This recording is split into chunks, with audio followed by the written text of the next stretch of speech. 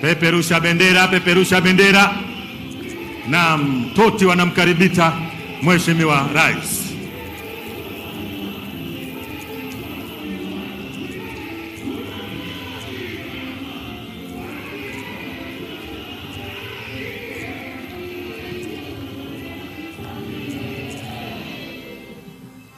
Na washukuru toti, waheshimiwa tukae. Wafanyakazi oye! Na washukuru Mheshimiwa Dr. Philip Mpango, Makamu wa Rais wa Jamhuri ya Muungano wa Tanzania, Mheshimiwa Kassim Majaliwa, Waziri Mkuu wa Jamhuri ya Muungano wa Tanzania, Mheshimiwa Doto Biteko, Naibu Waziri Mkuu na Waziri wa Nishati, Mheshimiwa Dr. Tulia Ackson, Spika wa Bunge la Jamhuri ya Muungano wa Tanzania na Rais wa Umoja wa Mabunge Duniani. Nataka nitambue wote waliokusindikiza kutoka bungeni, wabunge, katibu wa bunge na wote, natambua uwepo wenu. Tambua uwepo pia wa mtendaji mkuu wa mahakama na wote waliotoka kwenye mhimili wa mahakama. Comrade John Mongela, naibu katibu mkuu Chama cha Mapinduzi, na wote waliotoka Chama cha Mapinduzi ngazi ya taifa, mwenyekiti wa mkoa, lakini na viongozi wote wa vyama vya siasa waliopo nasi hapa. Mheshimiwa Ridwan Kikwete, Waziri wa Nchi, Ofisi ya Waziri Mkuu, Kazi, Vijana na Wenye Ulemavu, pamoja na timu yako yote. Waheshimiwa mawaziri na manaibu mawaziri mliopo, ndugu yetu Tumaini Nyamhoka, Rais wa Shirikisho la Vyama vya Wafanyakazi TUCTA, lakini tambue viongozi wote wa vyama ndani ya shirikisho hili la TUCTA, pamoja na Katibu Mkuu Henry Mkunda kutoka TUCTA. Tambue uwepo pia wa Mheshimiwa Dr. Balozi Moses Mpogole Kusiluka, Katibu Mkuu Kiongozi, lakini na makatibu wakuu wote na manaibu makatibu wakuu wakiongozwa na ndugu yetu Mary Maganga, Katibu Mkuu Ofisi ya Waziri Mkuu, Kazi, Vijana, Ajira na Wenye Ulemavu. Tambue uwepo wa wakuu wa vyombo vya ulinzi na usalama, lakini pia mwenyeji wetu Mheshimiwa Halima Dendego, mkuu wa mkoa wa Singida na wakuu wa mikoa wote mliopo nasi.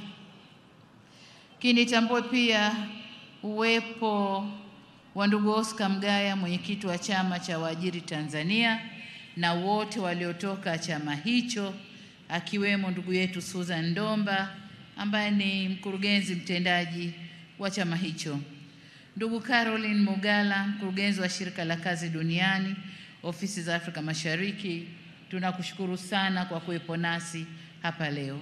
Waheshimiwa mabalozi na wakilishi wa mashirika ya kimataifa, viongozi wa Shirikisho la Vyama vya Wafanyakazi Tanzania TUCTA, viongozi wa taasisi za umma na sekta binafsi mliopo nasi hapa, viongozi wa dini, wawakilishi wa wazee wa Singida, machifu na wanasingida wote kwa ujumla wenu, ndugu wafanyakazi wenzangu wa sekta ya umma na sekta binafsi, ndugu wanahabari, vikundi vya burudani, mabibi na mabwana, mshikamano.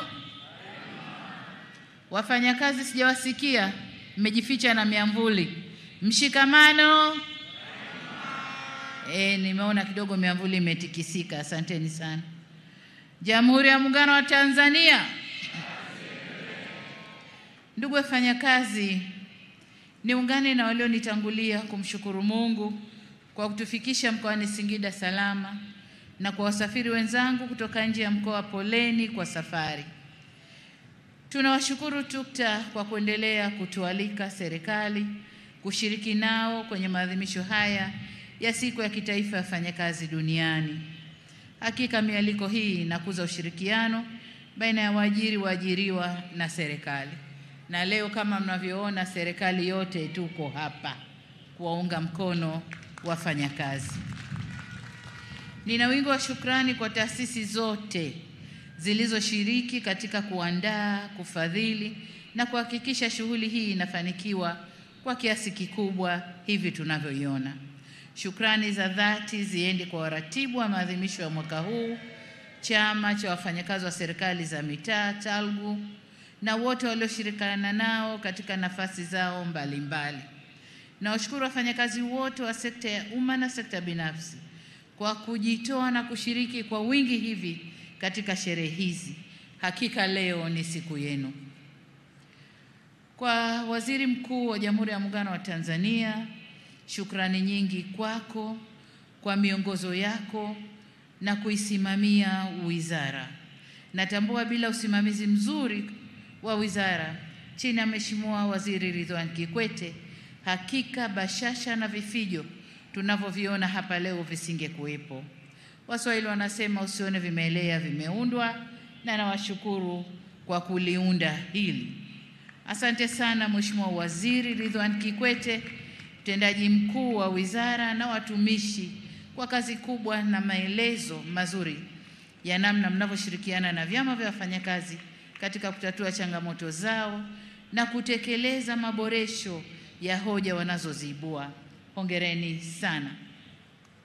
Kwa wenyeji wetu mkoa wa Singida wakiongozwa na Mheshimiwa Mkuu wa Mkoa, asante sana kwa mapokezi mazuri ya shughuli hii na ukarimu uliotukuka. Likuwa nanong'ona na rais wa TUCTA, ananambia juzi kulikuwa na kuku wa kumwaga hapa Singida. Watu walikula kuku mpaka wakajisahau. Kwa hiyo tunashukuru sana kwa ukarimu huo Singida. Lakini asanteni wana Singida kwa kujitokeza kwa wingi hapa uwanjani. Kweli leo Bombadia imejaa. Bombadia leo imejaza. Waswahili husema shughuli ni watu, na kweli Singida watu wamejitokeza haswa. Shukrani zetu kwa waandishi wa habari kwa kututaarifu yaliyokuwa yakitokea ndani ya mkoa wa Singida kwenye maadhimisho haya kwa juma zima, na leo tukiwa nao katika kilele cha maadhimisho haya. Tunawashukuru wasanii wetu wa vikundi vyote vya burudani kwa burudani maridhawa. Tunashukuru pia vyombo vya ulinzi na usalama na vijana wetu wa scout wanaotusaidia kuweka usalama hapa uwanjani. Kadhalika tunawashukuru Red Cross kwa huduma wanayotoa, na nihitimishe shukrani zangu kwa kushukuru sana vikundi vya hamasa wanaotuchangamsha hapa uwanjani. Ndugu wafanyakazi, kabla ya kuendelea mbele na hotuba yangu, niwatambue wote waliopewa tunzo za ufanyaji kazi bora. Hongereni sana kwa utendaji wenye weledi na uadilifu. Hakika chanda chema huvishwa pete. Ni imani yangu kwamba kwa tunzo hizi mlizozipata mtazidisha bidii na maarifa zaidi katika kazi zenu. Lakini pia kwa wale ambao hawakupata tunzo leo, hongereni sana kwa mchango wenu wa kuiletea nchi yetu maendeleo na kukuza uchumi wa taifa letu. Niwapongeze wana michezo, na kwa umahususi kabisa Wizara ya Mambo ya Ndani. Leo wamekumba zawadi nyingi sana. Kwa hiyo nawapongeza wana michezo wote. Nataka nitilie mkazo suala la michezo sehemu za kazi, kwani michezo ni afya. Niseme tu kwamba serikali itaendelea kushirikiana nanyi kuzifanyia kazi changamoto zinazowakabili. Nimesikiliza kwa makini risala yenu wafanyakazi iliyosomwa na Katibu Mkuu TUCTA. Tofauti na miaka ya nyuma, mwaka huu pamoja na kuainisha maeneo ya maboresho na kutoa mapendekezo, nimefarijika kusikia risala yenu ikipongeza na kuwa na wingi wa shukrani kwa serikali. Hii inatokana na kwamba vyama vya wafanyakazi vimekuwa vikiwasilisha hoja, ushauri na mikakati ya kukabiliana na changamoto zenu kwa weledi serikalini, lakini hata kwa waajiri. Mmekuwa mkifanya mazungumzo ya utatu kwa maelewano makubwa, na kwa hakika mmedhihirisha ukomavu na kuimarisha mashirikiano na waajiri wenu pamoja na serikali. Mheshimiwa Rais, hongera sana.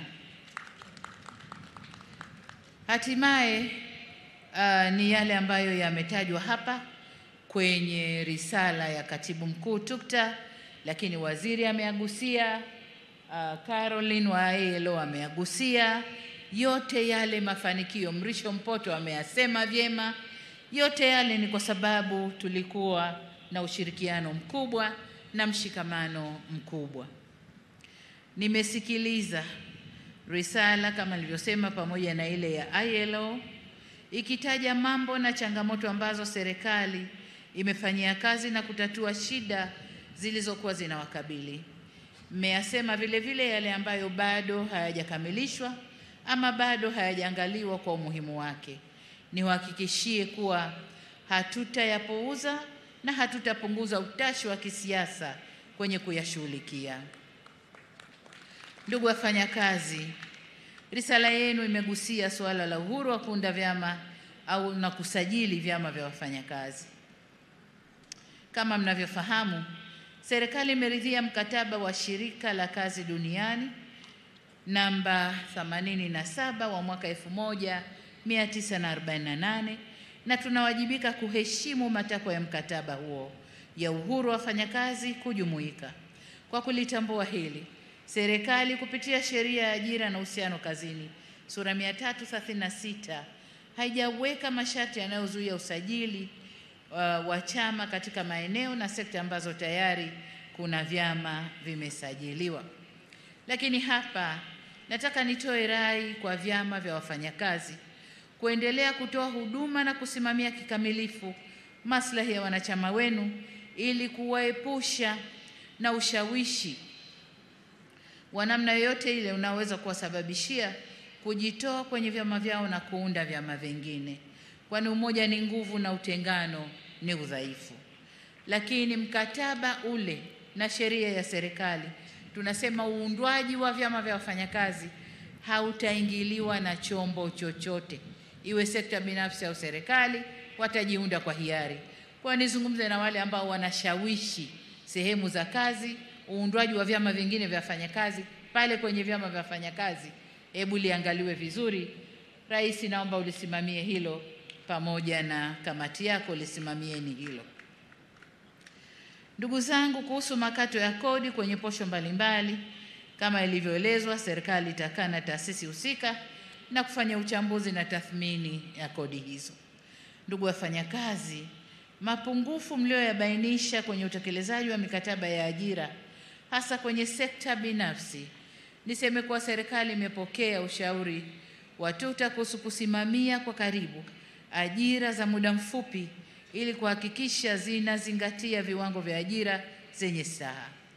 Hivyo ninaagiza wizara zinazohusika ziendelee kusimamia kamilifu eneo hili ili wafanyakazi na serikali tuendelee kunufaika na utekelezaji wa mikataba hiyo. Pamoja na hayo, sina budi kusema kuwa ni muhimu tukafahamu kuwa ajira za mikataba mifupi haziepukiki katika mawanda ya kazi. Aidha, kwa mujibu wa sheria, wafanyakazi walioajiriwa katika masharti yoyote yale wanastahiki haki zao zote za ajira, wawe mikataba mirefu, wawe mikataba mifupi. La maana ni stahiki zao kupatikana kama zilivyo. Mmegusia suala la bima ya afya, na hapa nataka niseme kuwa sheria ya bima ya afya kwa wote sura 161 ilitungwa na kuanza kutekelezwa mwezi Agosti mwaka jana 2024 kwa baadhi ya vifungu. Ili kuwezesha utekelezaji wa sheria hii kikamilifu, serikali inaendelea kushirikisha wadau na makundi mbalimbali ya wananchi, kufanya utambuzi wa kaya zisizo na uwezo, kuboresha mifumo ya utoaji wa huduma na kuandaa vitita vya mafao vitakavyokuwa na gharama nafuu kwa wananchi wote. Kwa wakati huu, serikali inawasihi wastaafu katika sekta binafsi kujiunga na huduma za bima ya afya kupitia vifurushi vinavyotolewa na Mfuko wa Taifa wa Bima ya Afya NHIF na Mfuko wa Afya ya Jamii CHF, wakati wakisubiri kukamilika kwa taarifa za utoaji wa bima ya afya kwa wote. Ndugu wafanyakazi, serikali imepokea pongezi mlizotoa kuhusu hatua zilizochukuliwa katika kuboresha mifumo ya utatuzi wa migogoro ya kikazi kwa watumishi wa umma na sekta binafsi. Aidha, kwa upande wa migogoro ya wafanyakazi wa sekta binafsi, serikali ipo katika hatua za mwisho za kukamilisha mfumo wa usimamizi wa migogoro ya kazi kidigitali ambao utawaondolea wadau adha ya kupoteza muda na gharama katika kufuatilia huduma hiyo. Kwenye hoja ya mabaraza ya wafanyakazi wa kisekta, serikali inatambua umuhimu wa mabaraza ya majadiliano ya pamoja ya sekta mbalimbali katika utumishi wa umma. Kwa kutambua umuhimu huo, serikali imeunda na kuzindua Baraza Kuu la Wafanyakazi katika utumishi wa umma pamoja na kuunda mabaraza ya kisekta ya elimu, afya na serikali za mitaa. Hivyo ninamwagiza waziri mwenye dhamana ya utumishi wa umma kuendelea kuyasimamia mabaraza hayo na kuhakikisha yanafanya kazi kwa mujibu wa sheria. Ndugu wafanyakazi, uhifadhi na utunzaji wa mazingira ni suala mtambuka. Ninaishukuru TUCTA kwa kutambua jitihada za serikali katika kuhamasisha matumizi ya nishati safi. Ni mwelekeo wa kuhifadhi na kutunza mazingira yetu. Nishati safi na mwelekeo wa kuhifadhi na kutunza mazingira yetu. Nitumie jukwaa hili kuwahimiza waajiri na wafanyakazi wote nchini kuendelea kuifanyia kazi kwa vitendo ajenda ya matumizi ya nishati safi kama nchi tuweze kufikia malengo tuliyojiwekea katika kuhifadhi na kutunza mazingira. Na hapa nipongeze ofisi ya Makamu wa Rais kwa kuonesha mfano, na hawa ndio wenye mazingira, wametuonesha mfano nasi tuwe nyuma yao.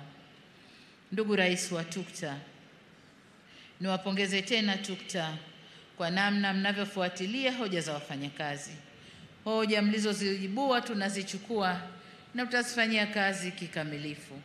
Kama tulivyoagizwa kwenye ilani ya uchaguzi ya CCM ya mwaka 20 mpaka 2025, serikali itaendelea kuweka mazingira rafiki ya utendaji kazi wa vyama vya wafanyakazi ili viendelee kuwa nguzo muhimu kwa kujenga mahusiano pahala pa kazi na kuboresha maslahi na haki za wafanyakazi. Wafanyakazi mshikamano, solidarity. Ndugu wafanyakazi, nchi yetu imeendelea kupiga hatua kubwa katika sekta mbalimbali. Kiuchumi, mwaka 2024 ukuaji wa uchumi ulipanda kufikia 5.5 kutoka 4.6 iliyokuwa 2023, na tumeweza kudhibiti mfumuko wa bei katika kiwango cha 3.1. Mafanikio haya yamechangiwa na kukua kwa uwekezaji, kuongezeka kwa uzalishaji na mauzo ya nje. Tumeendelea kujenga mazingira mazuri kwa uwekezaji na biashara kisera na kisheria. Tunatekeleza miradi inayorahisisha usafiri na usafirishaji, yani reli, viwanja vya ndege, usafiri majini na barabara. Tumeendelea kutekeleza miradi ya kuzalisha nishati kwa ajili ya kukuza uzalishaji wa bidhaa na kurahisisha huduma za kiutawala na usalama nchini. Na vile vile tumeendelea kutekeleza miradi inayotoa huduma bora kwa jamii ili kukuza ustawi wa watu na kuimarisha nguvu kazi. Uwekezaji wote huu pamoja na unaofanywa na sekta binafsi umesaidia kuzalisha jumla ya ajira 888,204 kwa kipindi cha Novemba 2020 hadi Februari 2025. Aidha, kutokana na kukua kwa diplomasia yetu, tumeweza kuingia mikataba ya ajira na nchi mbalimbali ikiwemo nchi za Falme ya Kiarabu, UAE, Saudi Arabia, Iran na Qatar kwa lengo la kuongeza fursa za ajira kwa Watanzania kwenye nchi hizo. Niitake ofisi ya Waziri Mkuu, Kazi, Vijana, Ajira na Wenye Ulemavu kuzingatia fursa hizi na kuhakikisha tunazichangamkia kwa manufaa ya wanayokwenda kufanya kazi, lakini kwa manufaa ya nchi yetu pia. Ndugu wafanyakazi, ninafahamu kuwa kulikuwa na manung'uniko kuhusu kuchelewa kwa mashauri yaliyofika kwenye Tume ya Usuluhishi na Uamuzi. Ili kuleta ufanisi, serikali imeandaa mfumo wa kielektroniki ECMS unaolenga kuimarisha shughuli za Tume ya Usuluhishi na Uamuzi inayohusika na migogoro ya kikazi kwa njia ya kidigitali. Mfumo huo utarahisisha usimamizi na uendeshaji wa mashauri kwa kupunguza muda na gharama na kusaidia kutatua migogoro ya wafanyakazi kwa haraka. Ndugu zangu, nimefurahishwa sana na kauli mbiu mlioichagua. Hakika inaendana na wakati tulionao. Uchaguzi ni haki ya kikatiba na ya kidemokrasia ya kila mfanyakazi. Hivyo kama kauli mbiu yenu inavyosema, uchaguzi mkuu 2025 utuletee viongozi wanaojali haki na maslahi ya wafanyakazi na sote tushiriki, ambayo haipishani sana na ile ya kitaifa, ila ya kwetu imeongeza uchaguzi, ile ya kitaifa inahamasisha kuangalia maslahi ya wafanyakazi.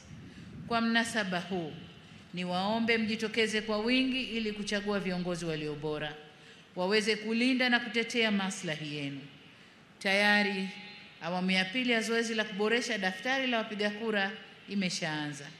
Hivyo wale ambao hawajajiandikisha au kuboresha taarifa zao awamu ya kwanza, niwaombe mjitokeze kwa wingi kujiandikisha ili tusije kupoteza haki ya kikatiba ya kupiga kura. Ndugu wafanyakazi, kabla sijahitimisha hotuba yangu, nitumie fursa hii kutoa msisitizo kwenu TUCTA, ATE na wafanyakazi kwa ujumla katika mambo yafuatayo. Mosi, TUCTA ni wasihi muweke utaratibu wa kutatua migogoro baina ya vyama vilivyopo ndani ya shirikisho, kwa kuwa migogoro hiyo haileti afya si tu kwa wanachama wenu bali pia kwa serikali, kwa kuwa inapunguza tija na uzalishaji na hivyo kuwa na athari za moja kwa moja kwenye uchumi wa nchi. Kati ya sababu za migogoro hiyo ni kutokuwa na uwazi katika mapato na matumizi ya fedha za michango ya ada za wanachama. Naomba mkaliangalie vyema. Nachotamani kuona ni TUCTA inayochangia kuongeza tija na ufanisi katika kazi, hali itakayochagiza maendeleo zaidi nchini kwetu. Aidha, niwatake muendelee kutetea haki za wafanyakazi wote nchini, wakiwemo ofisi za TUCTA, wafanyakazi wenu wenyewe ambao wana madai mbalimbali ya stahiki zao. Vile vile mwakumbushe wafanyakazi wajibu wao katika sehemu zao za ajira na kwa nchi yao pia. La pili ni kwenu ATE, nanyi niwasihi muendelee kuwajengea uelewa wanachama wenu kuhusu matakwa ya kisheria, hususan takwa la uhuru wa kujumuika na majadiliano ya pamoja mahali pa kazi. Tutakaporuhusu majadiliano haya, si tu yatasaidia kuboresha maslahi ya wafanyakazi, bali pia yatasaidia kuongeza tija katika uzalishaji na hivyo kuchangia maendeleo ya taifa letu. La tatu, kama mnavyofahamu, dunia imepata mtikisiko wa kiuchumi kutokana na kubadilika kwa mwelekeo wa kisiasa za kanda ambao pia umeleta mabadiliko kwenye sera za kifedha. Mtikisiko huo umeleta kupungua kwa misaada ya maendeleo kutoka kwa wabia tuliowazoea. Hali hii inatulazimu tuongeze ukusanyaji wa mapato yetu ya ndani na tubane matumizi ili tuweze kutekeleza majukumu yetu ya msingi ya ujenzi wa nchi na utoaji wa huduma za kijamii. Huu ni wakati ambao wafanyakazi, waajiri na serikali tunapaswa tushikamane katika vita hii ya kiuchumi ili tusiumbishe nchi yetu. Ndugu wafanyakazi, mapema katika hotuba yangu niliwapongeza kwa kuchangia kukua kwa uchumi. Mwezi Mei 2024 mwaka jana, wakati tukiadhimisha siku ya wafanyakazi, serikali ilieleza ugumu wa uchumi ulivyokuwa kwa wakati ule na kuwasihi tusiongeze gharama kwa serikali kwa kuongeza mishahara, bali tuliendelea na upandishaji wa madaraja na kutoa maslahi mengine ya wafanyakazi. Sasa kwa mapenzi makubwa na kwa namna mlivyoiunga mkono serikali tulipowaomba mfunge mkanda na mkaamua kujituma na kufanya kazi kwa bidii na kufanya uchumi wetu ukue kwa 5.5% mwaka huu, kwa kuwa mcheza kwao hutunzwa.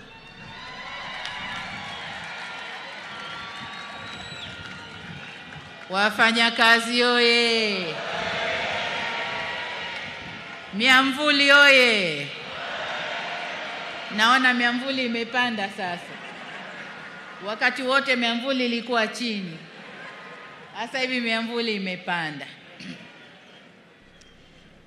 Sasa kwa kuwa mcheza kwao hutunzwa, mimi na wenzangu, na baada ya kuangalia uchumi ulivyopanda, na umepanda kwa sababu ya nguvu zenu wafanyakazi,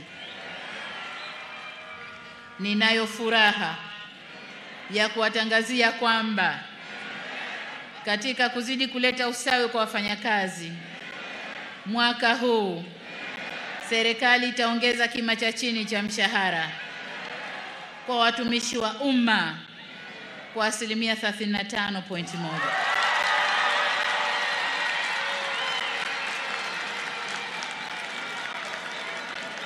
Wafanyakazi oye! Mshikamano, solidarity. Aya, tusikilize.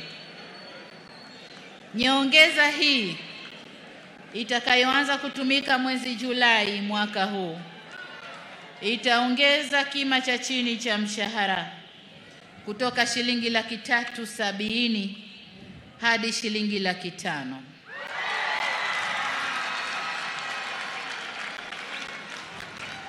Ngazi nyingine za mshahara nazo zitapanda kwa kiwango kizuri jinsi bajeti inavyoturuhusu. Lakini nataka niwaambie nyongeza nzuri ipo. Kwa upande wa sekta binafsi, bodi ya kima cha chini cha mshahara kwa sekta binafsi inaendelea sasa kufanya mapitio ili kuboresha viwango vya chini vya mshahara kwa wafanyakazi wa sekta hiyo. Pamoja na kazi inayofanywa na bodi hiyo, naendelea kuvihimiza wizara na vyama vya wafanyakazi kufanya majadiliano na waajiri ili kutekeleza mikataba ya hali bora ya wafanyakazi katika sekta binafsi waendane sambamba na wenzao wa sekta ya umma. Ndugu wafanyakazi, ahadi yetu serikali kwenu kwamba tutaendelea kuboresha mazingira ya kazi yakiwemo maslahi ya wafanyakazi kadri hali ya uchumi itakavyoruhusu. Wafanyakazi oye! Solidarity, mshikamano. Ndugu wafanyakazi, nimalizie kwa kuwapongeza tena wafanyakazi wote nchini kwa kuadhimisha sikukuu hii, na ninawashukuru kwa mchango wenu adhimu katika ujenzi wa taifa letu. Kuijenga nchi yetu ni jukumu letu sote, hivyo hatuna budi kuimarisha umoja na mshikamano wetu. Aidha, niwakumbushe kwamba ili tuweze kujenga vyema taifa letu ni lazima tulinde amani na utulivu nchini. Nataka nirudie hapa. Wafanyakazi oye! Naomba tusikilize hili. Ili tuweze kujenga vyema taifa letu ni lazima tudumishe na tulinde amani na utulivu nchini. Kwa namna yeyote ile, tusitoe fursa kwa vyama vya wafanyakazi kutumika kuichafua nchi yetu. Historia ya vyama vya wafanyakazi ni vyama vilivyoleta vuguvugu la uhuru wa nchi hii. Sasa tusijibadilishe tukawa vyama vya kusaliti uhuru wetu tulioutafuta kwa nguvu kubwa. Niwaombe sana viongozi wa vyama vya wafanyakazi mkalisimamie hilo. Mwisho kabisa, Niwaombee ulinzi wa Mungu na niwatakie safari njema naporudi kwenye maeneo yenu. Narudia wito wangu kwenu wafanyakazi kushiriki kikamilifu katika zoezi la uchaguzi mkuu utakaofanyika mwezi Oktoba 2025 ili kutumia haki yenu ya kikatiba kupata viongozi watakaoongoza taifa letu. Baada ya kusema hayo, nimwombe Mwenyezi Mungu aibariki bara letu Afrika na Mungu aibariki nchi yetu Tanzania. Jamhuri ya Muungano wa Tanzania. Kazi na utu. Kazi na utu. Asanteni sana kwa kunisikiliza na hongereni sana wafanyakazi. Asante sana.